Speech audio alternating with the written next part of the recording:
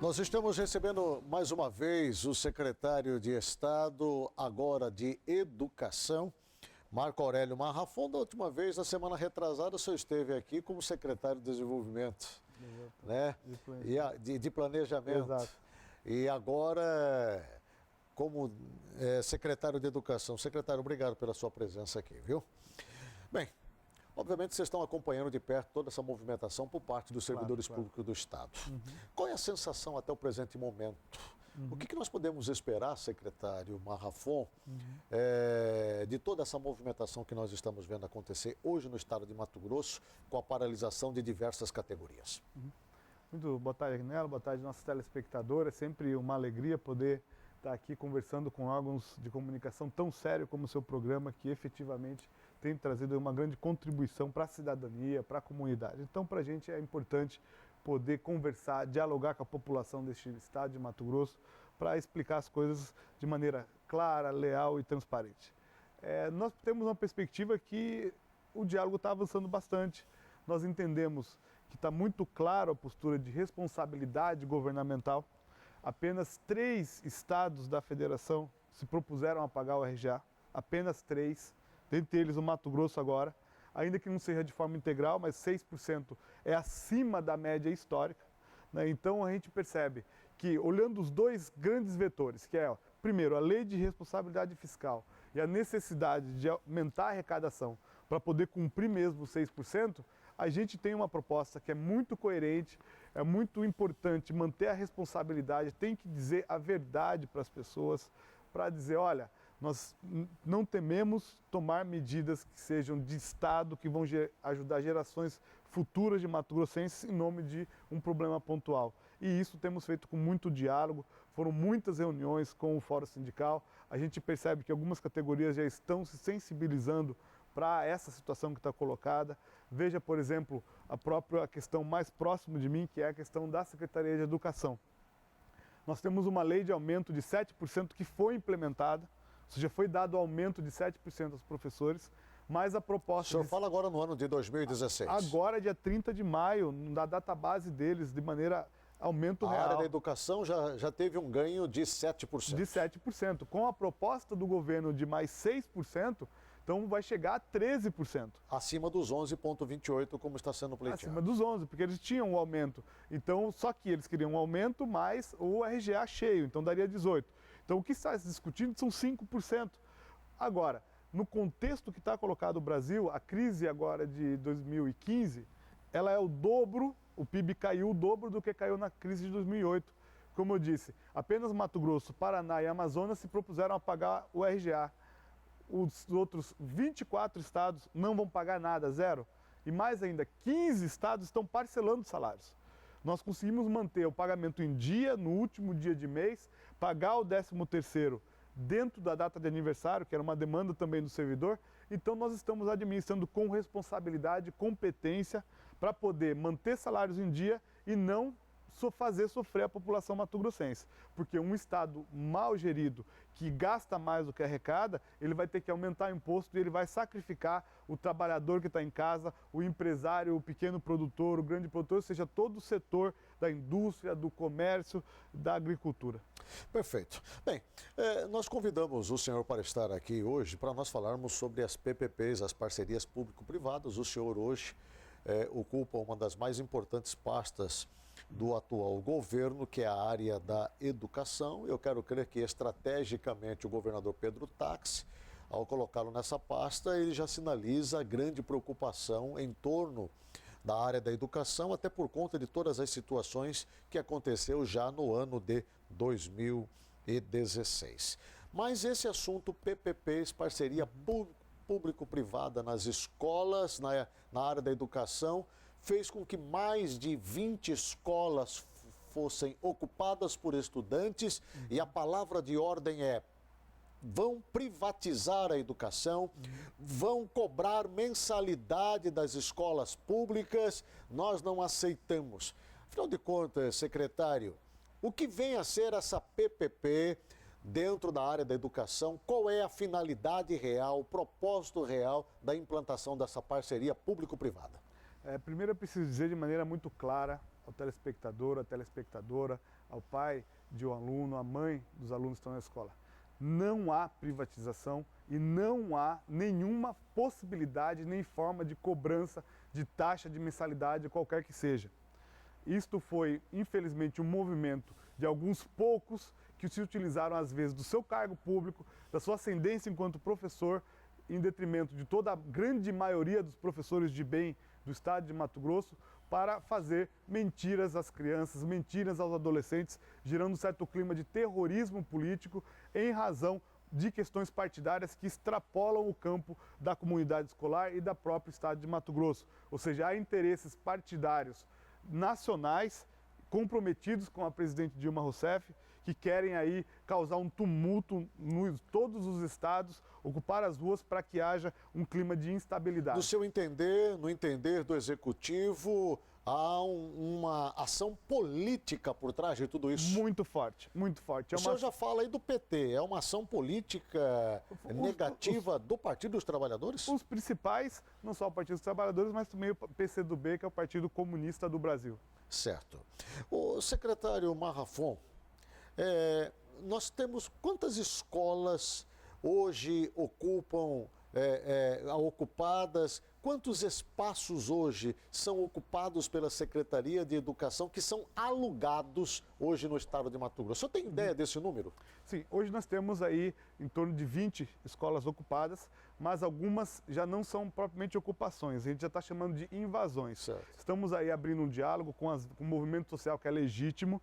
Amanhã devemos conversar com representantes para discutir a questão das ocupações, diferenciar as invasões, porque nas invasões que está vendo quebra, depredação, uso certo. da merenda escolar para manter o pessoal lá, uso de bebidas alcoólicas, então, por menores de idade, inclusive. Então, nós não vamos tolerar invasões. Vamos conversar com os representantes legítimos do movimento sobre as ocupações, estabelecer uma pauta comum, porque se todos querem um ensino público e de qualidade, então nós achamos que se o objetivo nosso é o mesmo do deles, o meio a gente pode dialogar para alcançar um objetivo. Certo. Deixa eu só lhe fazer uma pergunta aqui, secretário, para nós entendermos aqui, chegarmos nas PPPs. Isso. A Secretaria de Educação alega que para ampliação do número de vagas e da melhor qualidade do trabalho, enfim, há necessidade de uma ampliação na área estrutural. Exato. Eu lhe pergunto, quantos prédios ou setores da educação que são alugados hoje, que o Estado aluga para poder atender a demanda? Só na região de Várzea Grande nós temos em torno de 13 prédios e escolas alugadas. Certo. No estado inteiro extrapolam 60 prédios alugados. Então isso já é um recurso que você gasta com um dinheiro que não volta para o setor certo. público. Okay. E na parceria público-privada é justamente o contrário. Você então vai pagar uma mensalidade como se fosse um aluguel, certo. vai garantir a manutenção certo. e ao final de um período de tempo, o prédio se torna de propriedade 100% Quanto pública. tempo seria isso? Depende da capacidade de pagamento do Estado. Se o Estado quiser fazer uma prestação maior, pode Sim. ser de 5 anos. Se ele quiser diluir, pode ir até 30. Nós trabalhamos com um parâmetro de 15 a 20, a depender da modelagem, para adequar esse equilíbrio. É como se fosse o aluguel, substituir o aluguel pela compra da casa própria via o financiamento da habitação. A pessoa quer sair do aluguel, o que ele faz? Ele vai à Caixa Econômica, ao Banco do Brasil, vai às entidades bancárias, o que ele busca? Financia. Ele precisa de um prazo longo porque o bem é caro. E aí, então, ele vai pagando a mensalidade e, ao final, é totalmente dele. Certo. Nós temos visto uma série de escolas que precisam de reformas. Escolas que tiveram o início dessas reformas, foram paralisadas. Escolas, obviamente, que estão interrompidas por conta da falta de manutenção. Essas PPPs, elas vêm exatamente para atender essas necessidades também, secretário? Exatamente. Nós temos um grande programa que está em gestação, chamado Pró-Escolas.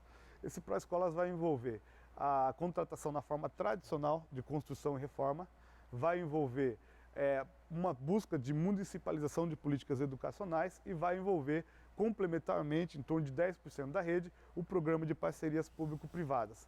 A diferença é que, no caso das parcerias público-privadas, a gente detectou que não havia o recurso para construir tantas escolas quanto são necessárias. Então, quanto ao recurso, nós vamos construir de maneira tradicional. Quando aquilo que não há, a vida não pode esperar a burocracia do Estado. Aí nós estamos fazendo um chamamento para elaborar um projeto, está muito no início, com o objetivo seguinte: onde eu não tenho recurso, deixa parceiro privado construir, me entregar o bem e eu pago uma mensalidade de manutenção. Hoje, quantas unidades precisam passar por uma reforma urgente no estado de Mato Grosso?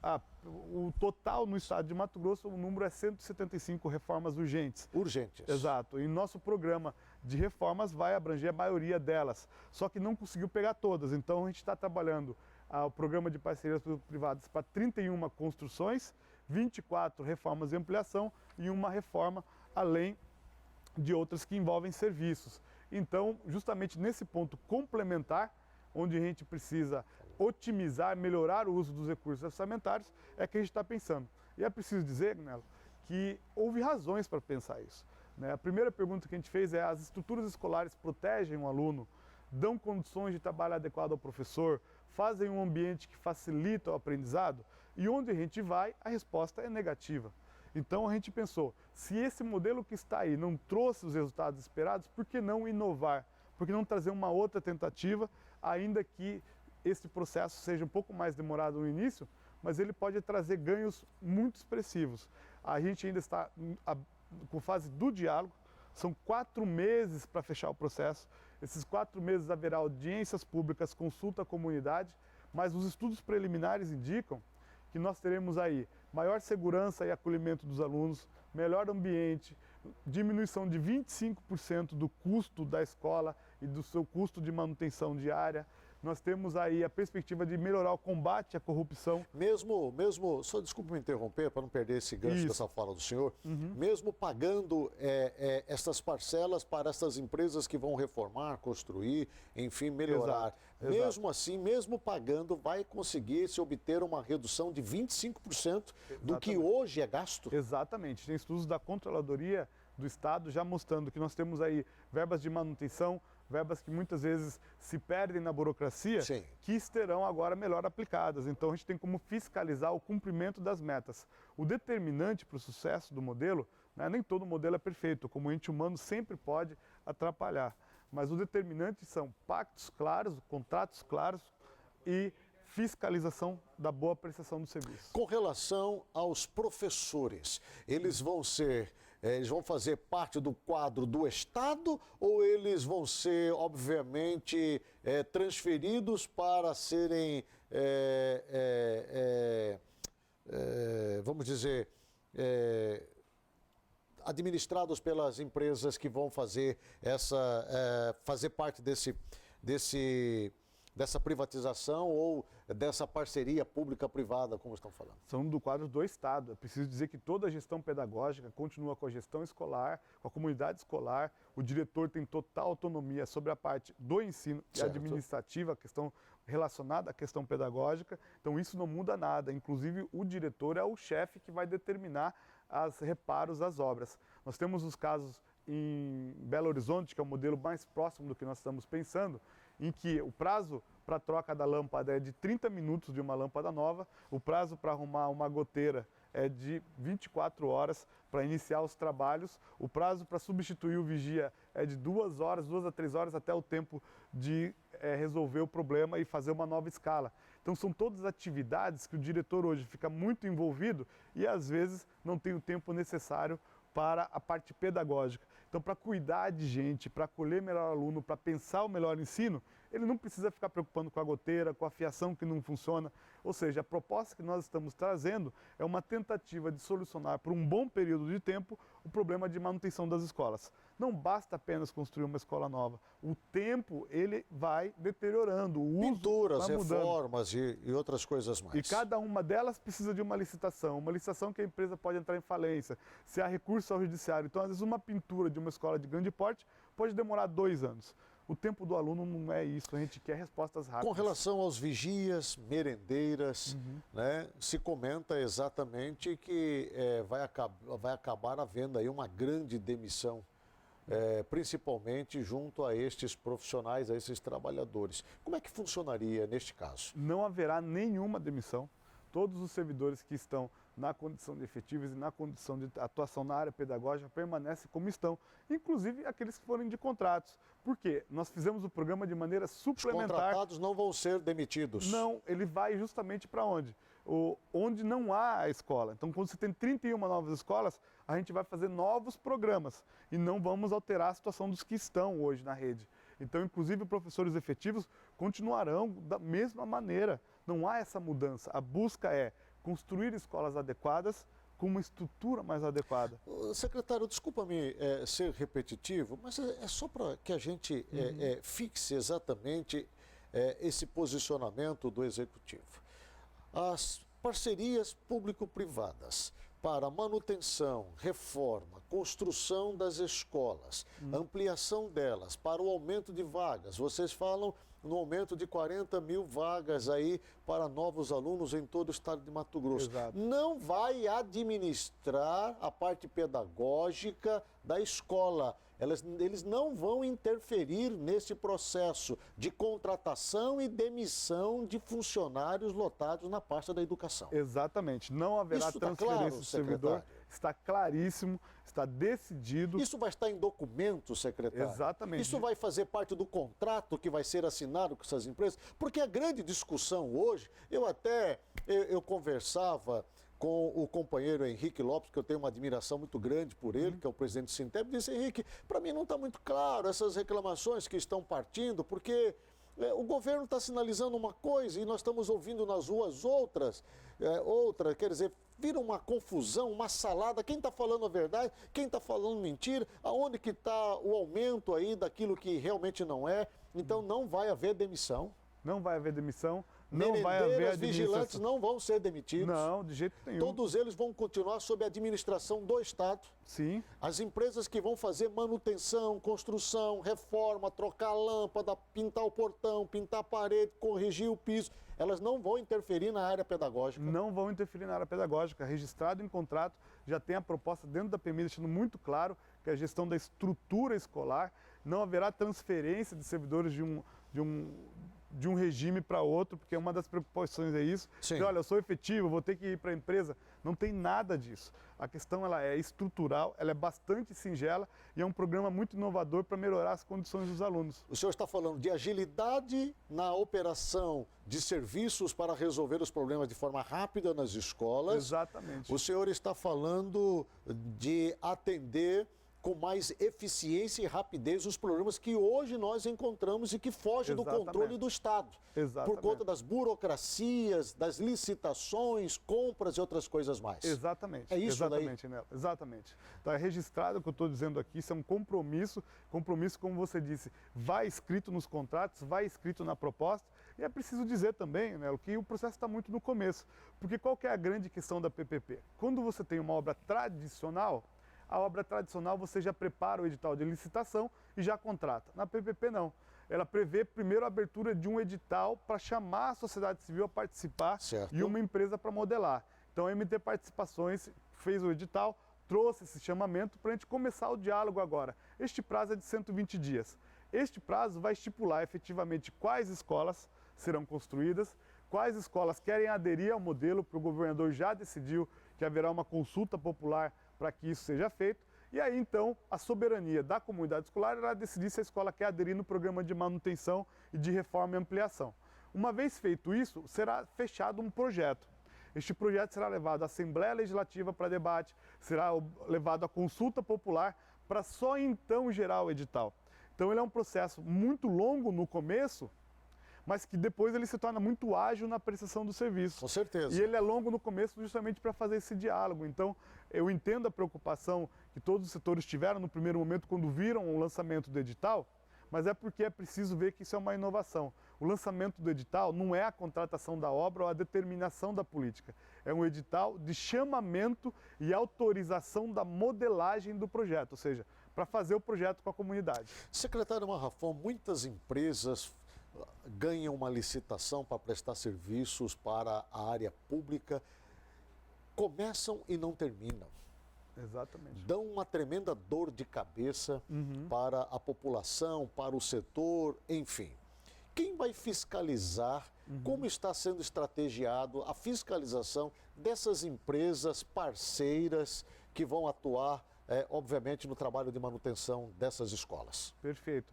Nós temos ali a estruturação na área FIM, ou seja, a Secretaria de Educação é responsável pela primeira fiscalização, mas, especialmente, a gente já fez na reforma administrativa o par da MTPAR. Né? A MTPAR faz projetos, a fiscalização vem com a AGER, então nós vamos fazer com que a Agência Reguladora dos Serviços Públicos funcione e sofra uma grande reestruturação e valorização no seu trabalho.